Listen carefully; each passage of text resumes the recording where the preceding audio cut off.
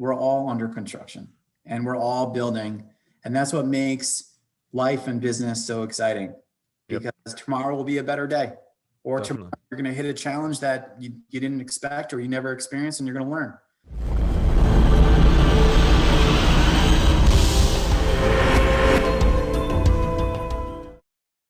All right, guys, we have a real treat for you on this episode. We have Mr. Jonah Fink, president of net2phone. Jonah, thank you for being here.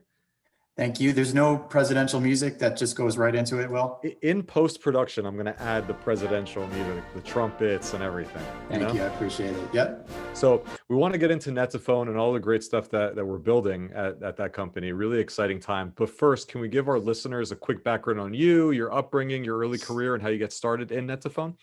Absolutely. It's going to be a challenge, though, because very quickly you'll know that I'm going to jump right back to net2phone, because I really feel that net2phone is part of me. But it's good to talk a little bit about myself. I grew up in New Jersey, born and bred here in the Bergen County area. Just there I go again, right to business. Just from a business perspective, I'll tell you that as a child, I've watched my father really as someone who was a CEO of a company. And I remember coming into his office, his home office, and it's funny how now everybody has their home office, but at that time, I went into his home office and I just listened. I listened the way that he interacted and communicated with his external clients and also the people on his team. So I think till today, in preparation actually for this discussion, memories of, sitting there and listening to my father was a big part of growing up. And then went through the traditional elementary, high school, and post-high school experience. I studied in Israel for 2 years. And right when I came back, I really fell right into business management. Just to fast forward a bit, my wife actually suggested that I go interview for a position at IDT, which was a very young company out of Hackensack, New Jersey. Nice. This was what year? This was going back to 99, right? When Michael Jackson was still a hit. And I remember during my first interview, I think this was like a little bit of a godly experience. I don't even believe I brought a resume. Not that would have been overly an impressive resume at all. The person who was interviewing me at the time asked, what is it that you'd like to do for the company? What are some of your passions? And I said, I love sales. And it wasn't even really thought through. It was just something that came out. And that's really how the journey began. Nice. So that started in 99 and you've been with net2phone and IDT ever since. For 21 years. And it's been an amazing ride. First and foremost, for everything that I've learned, the appreciation for sure. The appreciation to the parent company IDT for sure, but learned a ton. And it's been part of my life. That's why, Will, during your intro, when you said, let's not talk so much about net2phone, let's talk more about Jonah. It is part of me. Yeah, no doubt. Ever since we started working together, it's been clear how much you love net2phone and how much it is a part of you. Like it comes natural when you talk about the company, when you talk about how excited you are about what we're doing and where we're going. It's natural. It's not like you have to plan for these things. It just comes pouring out of you. So I could literally tell you, and I'm a salesperson and passionate about business development. That's in my blood. That's my fabric. That's who I am. Mm-hmm. I don't think there's 10 minutes that goes by on my waking hours that I don't think about, the business. That's not designed. That statement, by the way, is not designed to be impressive. There's no gloss on that. That's just, again, that's part of the challenge that I put on myself, really. So we get there pretty quickly. I love that. Okay. So just to take a step back for our listeners that don't know about net2phone, can we give a quick, elevator pitch on what net2phone is and what it's doing? Sure. I mean, most of the listeners might resonate with the term voice over IP, voice over the internet protocol. That's really how it was referenced, Will, back in 99, all the way through, let's say, the 2010 era. When now we find ourselves referring it to more as unified communications. But voice over IP is still the underlying technology that we leverage. And it's the maturation of technology, where now voice over IP is not just about putting voice over the internet. It's now about leveraging that underlying principle, but putting features on top of it, where it's about bringing more intelligence to the connection. Voice over IP is just about moving what used to be those black telephone wires, and that's how your conversations conversed, to IP. But now unified communications is like VoIP on steroids. So net2phone is about moving traditional voice over to the internet. And now it's not only about moving voice over the internet, it's about moving your messages over the internet, this video call over the internet, and other very, very cool feature sets. So it's the journey of going from voice over IP to then, for businesses, taking their PBX, where we now call that hosted PBX, and now we call it unified communications. So the names are changing a bit, the features and the functionality are maturing, but the underlying principle of voice over IP is there. And I will tell you that we use the term pioneer in some of our marketing, but it's really true. net2phone was the founder of this technology. Howard Jonahs himself, our chairman, was the one who made our first phone call using voice over IP. I remember myself making the first voice over IP call I ever made. If I could just talk about it for 2 seconds. Yeah, please. I spoke to somebody in Barbados, and that actually gives me the warm feeling now, because in New Jersey we're having a little bit warm. And I spoke to somebody in Barbados going PC to phone, and it was I must admit, it was a walkie-talkie experience. I said, "Hello, how are you?" to the person I was talking to, and then what felt like 10 minutes later, I heard him saying back to me, "Hello, how are you?" And it was truly a walkie-talkie experience. Now, where the world has evolved, it's just absolutely unbelievable. Yeah, it's crazy. I mean, it's at breakneck speed, and like you said, everything's converging into one thing, right? It's started with phone calls, but now it's calls and texts and video, and especially in this new world, this post-COVID world that we're living in, UCaaS is just more and more important. It's becoming a central part of our life. So you're super passionate about this, obviously. One of the things I admire most about you is that passion and energy that you come to work with every single day. But I want to hear it straight from you. Why are you particularly so passionate about solving this problem for customers? That's a great question. I'm actually I like this vibe, because most of the day, I'm on email and I'm Slack and I'm trying to work through. This is actually a little bit, refreshing and therapeutic for me to discover more about myself. Why am I so passionate? I'll tell you that I think it has an undertone of some competitive nature. I'll tell you, just as a child, I was very into sports. I'm still into sports. Getting a little bit older, but I'm still dangerous, Will. So what, basketball? Florida.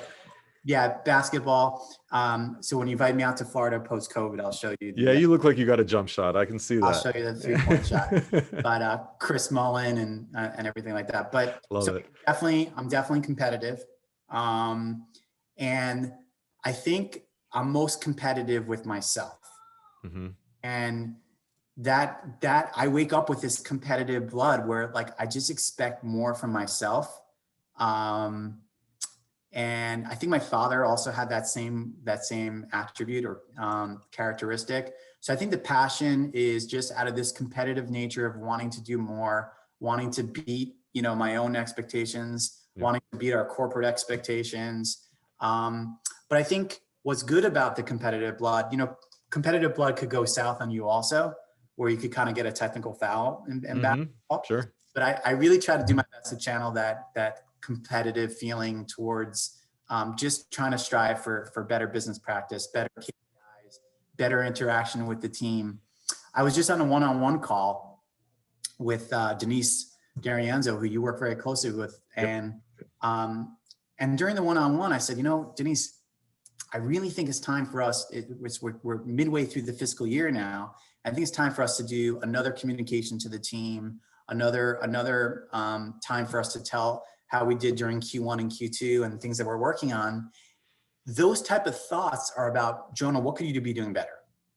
What could you be doing better? And that's like I look in the mirror moment for me every single day. And it comes from that competitive blood. And just, being successful. I love that. I love that. And speaking of competition, net2phone operates in one of the most competitive spaces there is, right? You know, VoIP, UCAS. I mean, we deal with competition left and right in every single deal. A lot of people say, "Hey, this is a commoditized market," right? We get that all the time. How do you think about in such a highly competitive space differentiating the business and how we position the business versus all these other competitors out there, like the well, won't name names here on the podcast, right? But hey, we know who they are. How do you think about that? We operate in competitive space. You got a competitive spirit, but what are the things you think about when it's standing out in the crowd in the middle of a deal? Well, the response that I'll give you to this question is also a little bit of an underpinning to the last question you asked me. Mm-hmm. I'll also say that IDT, our parent company, also has this natural style as Yeah, well. Let me just touch on that for a second. I remember for that sure. net2phone recently, not too recently, probably closer to a year and a half to 2 years ago. We had our time to shine in the New York Stock Exchange. We called it the net2phone day at the time. And I remember our CEO, Jonahs, he used this word grit, that at IDT net2phone, you have grit. And I remember it stick to me till today because it speaks to me. So I think that looking at a competitive space as to maybe why you don't want to double down, that's just an excuse. I think for us, it's actually a catalyst back towards that competitive, we're going to go ahead and take a swing. And I will tell you that when net2phone started this voice over IP journey, and then we went into UCAS, I remember Howard Jonas himself said to me, like, we're going to be going against the incumbents. We don't want to say their names, but we're chipping away at those incumbents. The same businesses that today that get their quotes and get their proposals from some of the other competitors, they have a net2phone quote now sitting on their desk. Yep. So I'm happy that I didn't listen to that inner voice that said, hey, that market is congested. Hey, that market has seen that set of technology. Or, what's different about you? I'll tell you what's different about us. As much as the world is going into artificial intelligence and as much as, the robots are coming to take over the world, Mm-hmm. I think that there's not unarguably, the net2phone has the human touch more so than any other provider in the space. You see that in our marketing, Will, that you've been instrumental with. You see that in our messaging. You see that through the internal collaboration. When our customers have a support issue that they want solved, when we're onboarding a new customer, they're not waiting in line in a queue. They're not hearing a robot. They're getting a human voice and a voice who's striving to provide a great quality customer experience. So you could look at any industry, Will, and say, you know what? Yeah, it's a market that's congested, service providers. But if you bring a better experience, if you bring a better overall experience with your service provider, you can chip away. And we're doing that every single day. And our growth rates are showing it. Yeah, I love that. I mean, there's no doubt, that customer service, white glove customer service is synonymous with net2phone in the space. I mean, you hear it left and right from our customers that the I service remember is second a to none. big time. Sorry to interrupt you, Will. No, But you please, yeah. started. It's your fault, man. You got me started. If I interrupt you, it's your fault. I Happy to do remember it. my wife was recently on the phone with a major mobile service provider. She was having a problem with her mobile phone. Yep. It was on hold for 45 minutes. So that inspires me because when you get net2phone's rate time in terms of how long the customers are on hold, we got first time resolution scores that are coming in stellar fashion. So these are opportunities. And you know what the truth is, like, one of the things that I've learned through this journey is that you could, again, put up this excuse that says, I'm coming late to the game. But you know what? Sometimes coming late to the game is a good thing. Yes. You leverage mistakes from the other service providers and you're able to do things better. So I think we're doing that. You just touched on a great point. I think, and we have a lot of entrepreneurs that listen to this podcast, and one of the mistakes that people make at being early stage entrepreneurs and getting going is they shy away from competition. They see competition or they see another software doing something similar and they go, oh, it's already been done. But it's really, and I've spoken with a lot of venture capitalists who are looking to fund these companies. They don't see that in the right way. They see that as a sign of weakness. They actually think highly of competitive markets. When they see a market that's not competitive, they say, well, then there must be a bigger underlying problem, in that particular space. So what you said is spot on. You lean into competition. You don't shy away from it, which I love. 100%. And, you know, I was talking to my CEO this morning and we were talking a little bit about 5G. Yep. I think 5G is going to be explosive for UCaaS Yep. because 5G is not only about internet to the home, it's going to be about internet to the enterprise. Yes. When you bring in that explosive high-speed pipe into the business in 5G, and then you leverage UCaaS, which again, for your listeners, is the ability to take your voice, your messaging, your video, all of your different collaboration business methods over the internet. And now 5G is going to be internet on steroids for the enterprise. This is going to give us a whole new market segment. And I would be remiss to say that what we're doing here in the United States is what we're doing in Brazil, Mexico, Colombia, Argentina, Spain, Canada, Chile, and Peru. So what's so special about net2phone is our international growth as well. We've been able to successfully leverage the IDT assets and our international footprints to be able to roll out unified communications to all those exciting marketplaces. So that's also just a ton of fun for us to be able to sell in Portuguese and Brazilian reals in Brazil. That's exciting. Being able to take your core technology and be able to mold it, if you will, into an offering in Brazil really makes net2phone think, act globally and think globally. No, I love that. And yeah, net2phone's growing at breakneck speed. It really is exciting to see just the global presence of net2phone. When I first started net2phone, it wasn't anything like this. And just in a few short years, you know, we have offices all over the world, which is just, it's been amazing to see the growth. It's been a lot of fun and we learned a lot. Yeah. Yeah, definitely. And on that note, I mean, such an incredible team at net2phone, and you're leading a growing organization. I want to talk about leadership qualities in a big organization. Again, a lot of the folks listening are CEOs, presidents, they're entrepreneurs. Some are startups, but others are in scale mode. And it'd be awesome if they could hear from you. What do you feel are qualities that make a successful leader, particularly maybe just in general, but then also at a big company, growing company like net2phone? I think that the best thing a person can do is to run a personal SWOT analysis on yourself, right? We talk about SWOT, which are strengths, weaknesses, opportunities and threats. We look at that typically about a business or about a marketplace, but I think people should be doing a SWOT analysis on themselves. There's no one in this world who's great at everything.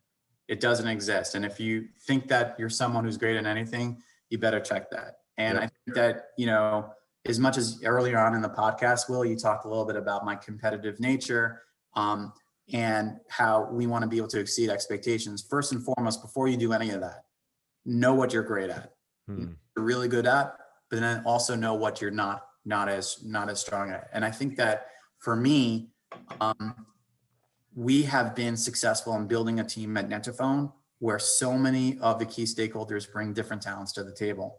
And I think it's important to, again, you as an individual should tilt towards what you feel comfortable and what you feel you could excel at. Those areas that you don't feel comfortable with, certainly work on them, but bring in people in the organization that are better than you are at those areas. And I could tell you, just looking at my direct reports and looking at the organization, they're all better than me in terms of what they do in their particular responsibilities. And I think that gives a great opportunity for us to learn from each other. So I think we talked a little bit about how net2phone's growing fast, and you could give a KPI you could apply a KPI score of revenue to that or users to that. But I think the internal satisfaction that we have from the internal team, which is our number one asset, is I feel like everyone feels empowered because they know they're the go-to. In my organization, they know they're the go-to. And that's a very important feeling for any person in an organization, to feel like we rely on them and their particular skill set. Yeah, definitely. That's one of the things that I really like about net2phone, is that you do feel empowered in your own role. Nobody's really telling you, hey, this is what you need to do. This is how you need to execute. You know, you hire the people, and essentially what I feel about net2phone, and I think this is the quality of a great leader, you're hiring mini CEOs for their own division, essentially, right? Like Denise D'Arienzo, she's the CEO of channel marketing, right? Absolutely. And it goes down, right? Scott Bleasdale, he is the CEO of product. And that's how it feels at net2phone. And you kind of give them the autonomy to execute. It happened to me this morning. I was on a call where we were looking at a certain billing processes. We had my customer success team on the call. Yep. We were going over some billing processes. For some reason, Will, they invited me on the call. And it happens to be that billing and invoicing is not particularly one of my strengths. By the way, I don't pay the bills in my house, so that might be why that's not my strength. And I noticed that, really what I should have done during that call was I should have just listened. And I noticed that during the call, I actually had a question or I made a suggestion, and then I roped it back publicly on the call. And I said, you know what, guys, you continue going through your workflows. You continue going through your more preferential way of looking at that particular issue that we're talking about. Okay to pull back. Yep. If you feel that, there's other people on that call that have a leadership position in what they're working through, let them drive. Yep.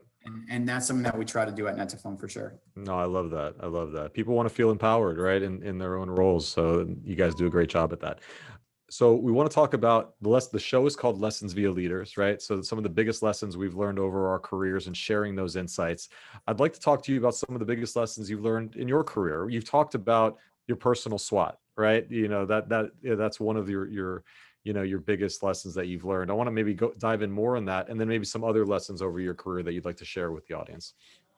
Another lesson that comes to mind, and I love that name, by the way. Well, that's a great name. Thank you. Another lesson that comes to mind is something that we all know, but when it comes to business and when you're in the fire, it's not easy to practice, is you do get what you pay for.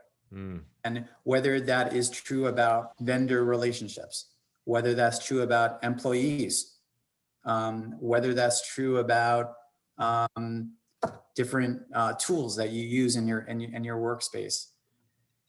Shortcuts don't work. Hacks don't work. Yep. And I've learned that. Sometimes you learn that through the hard way. Sure. And I'm very proud to look at net2phone today, and we're running with a Cadillac engine. And that's because we took a lot of investment and we went in the right way. So I learned through lessons, you really do what you get. You get what you pay for. Don't make shortcuts, because they might feel right. They might feel entrepreneurial. They might feel cool. They come back and they bite you in the butt. Yeah. So that's definitely a lesson that I learned from. The other one that I think I just mentioned, but I'll echo it again, is that lead by counsel. Don't feel because you're a leader of a business or you have a leadership position that people look to you to make a quick decision and then you go and do things out of that like dogmatic nature. Lead by counsel. Try to build a counsel around you to really be able to try to make the best decision possible. Because getting back to what I said before, there are people on your team that know better than you. Yep. And just make sure that you consult. Definitely. And I think it's a strong quality for a CEO, a president, a leader in a company to say, I don't know, right? Sometimes people come and they think you have all the answers. And I think I've seen a lot of CEOs fabricate answers just because they want to look a certain way to the rest of the organization. But I feel like the best leaders, they'll admit when they don't know something and delegate it to somebody that does. And I think I've seen you do that multiple times, and I respect that. Thank you. And then the other thing I'll say is that, we're all of us, we're all under construction. Yes. We're all under construction and we're all building. And that's what makes life and business so exciting, because tomorrow will be a better day, or tomorrow you're going to hit a challenge that you didn't expect or you never experienced, and you're going to learn. So these are things that, IDT and net2phone has given me the opportunity to really be able to experience. We do our best to give a learning experience for everybody in the company. And I think that I'll say this, I think our customers pick up on it. No, you could be a company that acts, you're on a pedestal, you're in that ivory tower. I think that comes through on the other line. And I think when you're a company that's under construction, a company that's trying to get it right, again, it goes back to passion. I think you're. Yeah, definitely. I want to actually pull on a thread. We didn't list it in the pre-show, but we'll be off the cuff, and if not, we can cut it. But you mentioned about you get what you pay for, right? And that comes with a lot of things, and including the people that you hire, right? I'm curious, how do you think about when you're interviewing somebody at net2phone, right? What do you look for in a potential hire? What are the qualities you look for when you're saying, I'm between this person and that person? Forget about price and forget about comp. What are the qualities, the innate qualities that you look for in that human being?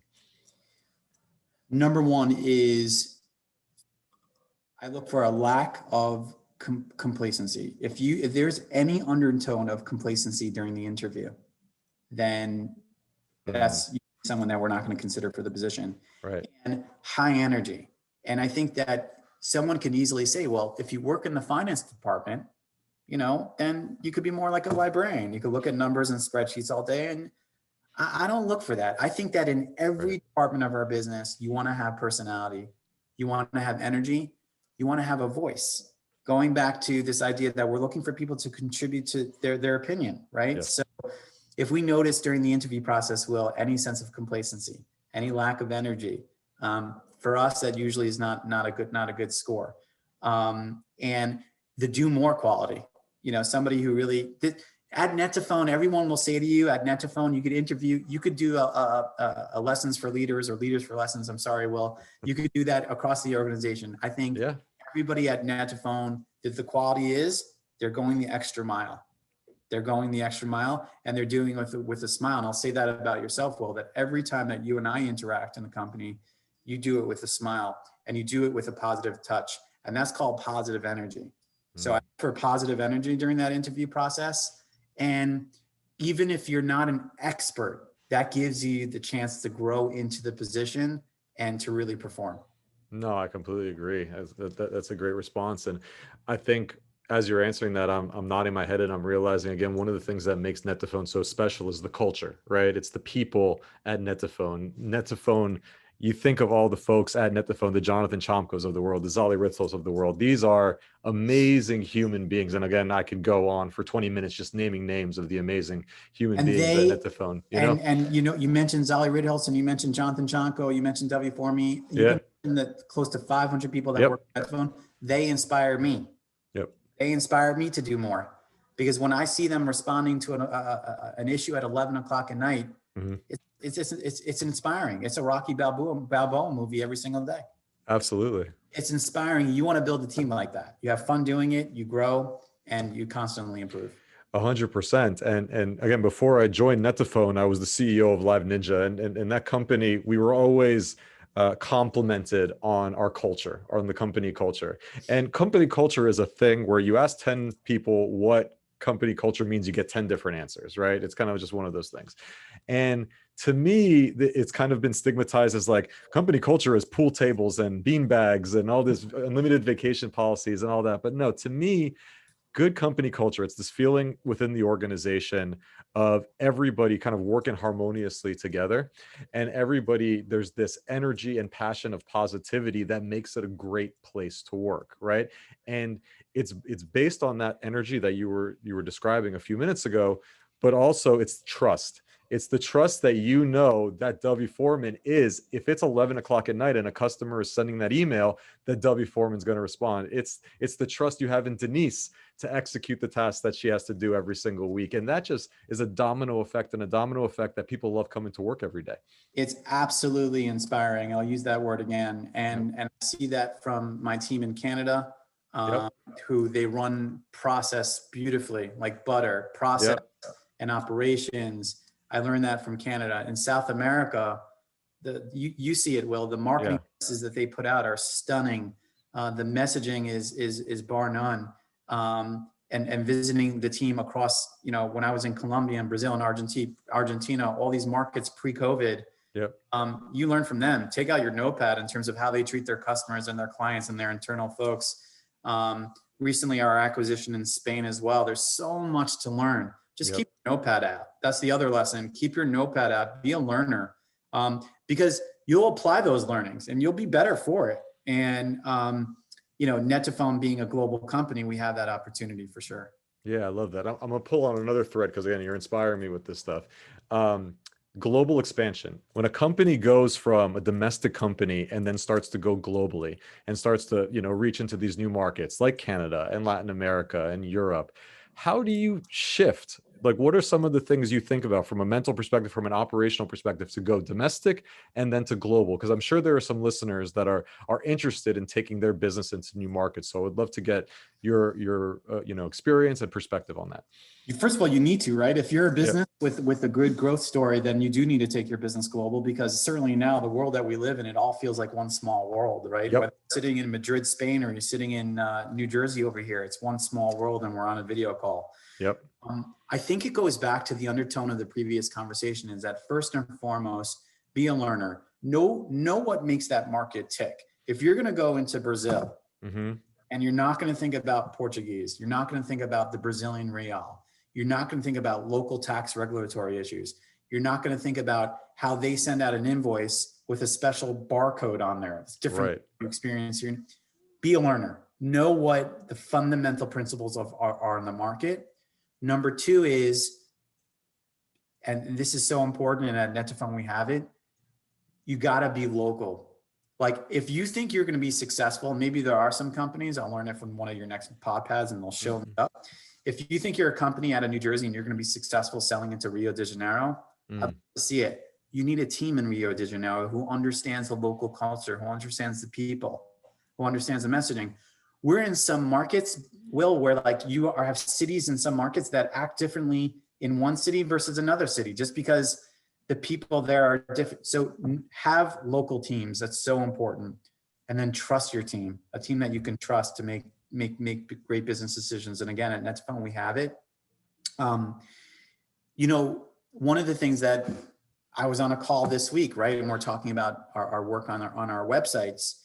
And what's unique about net2phone is that we have multiple websites at net2phone. We have net2phone.com, as you know, we were instrumental in building it. And then we have different websites internationally. So there's a very strong argument to suggest put everything on one website, make it centralized and uniform for the global client base. Right. But the reason why we kind of vacillate and argue against that is because the team in Brazil who has our local net2phone Brazilian website, they know how to message to their customers more so than we do. I have a local marketing team in Brazil, right? And they get it. We were on this week a call with our global marketing team. They were talking about the different webinars they were running in Mexico City. Yep. So the team here, let me ask you, so the team here in the US, they're going to start putting together all that type of collateral locally and how to pinpoint certain business leaders there. So it's about just empowering, trusting, building great teams, understanding that it's great to think, it's great to think globally, but you got to act locally. Yeah. And that's something that we stand by. I love that. Think globally, but act locally. That's a great, I think that is so true in the things that we do every single day at net2phone. And as I was, interacting with a lot of folks across different organizations, whether that's Marissa and Jonathan Moody in Canada or Daniel Ladinsky down in LATAM, each division of net2phone has this distinct flavor. It's this identity. And again, we'll do a hat tip really quickly to the Canada team. That Versature was a company that net2phone acquired and now just rebranded to net2phone Canada. It wasn't a flip of the switch. Hey, you're net2phone now. There was a whole thoughtful exercise for months to go into the rebrand just because they wanted to communicate. Yeah, I'll tell you a funny story about. I'll tell you a funny story about Canada. Before the acquisition of the Versature name, I personally have never been to Canada. Yeah. And till this day, I'm still shocked about the differences out there in the marketplace, how people just conduct themselves. There's a lot to learn from them. And I remember one of the things that Jonathan Moody did for us as the CEO of Versature, now is running up net2phone Canada. We're so happy, for his work. Is one of the days after the work sessions, he took us to a local brewery right there in Ottawa. Mm-hmm. And I remember that it's about 100% Canadian beer.